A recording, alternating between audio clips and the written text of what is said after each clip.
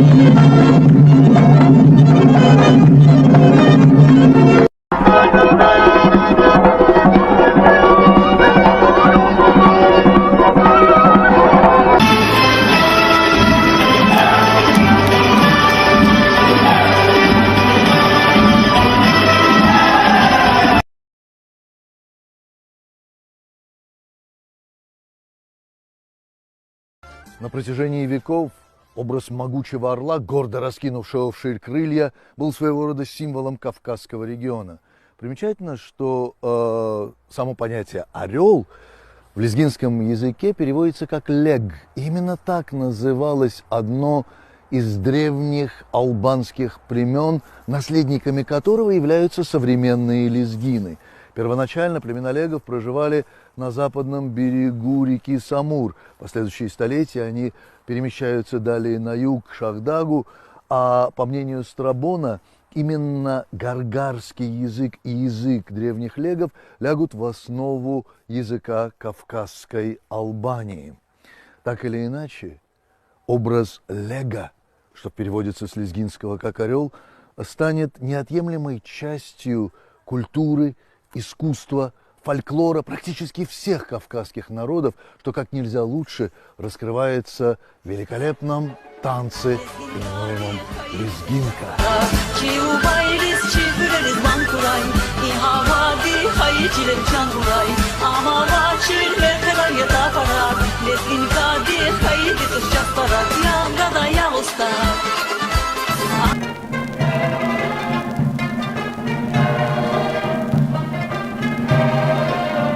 Zavarızlı, çilerizli kuhabar, Yalizgi yar insanlar yakapar. Tekeleriz, bakmıyız emiriz, Arap dünya lizgi kadar güderiz. Zavarızlı, çilerizli kuhabar, Yalizgi yar insanlar yakapar. Tekeleriz, bakmıyız emiriz, Arap dünya lizgi kadar güderiz. Zavarızlı, çilerizli kuhabar, Yalizgi yar insanlar yakapar. Tekeleriz, bakmıyız emiriz, Arap dünya lizgi kadar güderiz. Savarizli, çilerizli kuhabar, ya lezgiler ya insanlar ya kapar. Elleriz makluyuz evveliz, ara dünya, ara dünya, ara dünya, lezgin kadar gülleriz.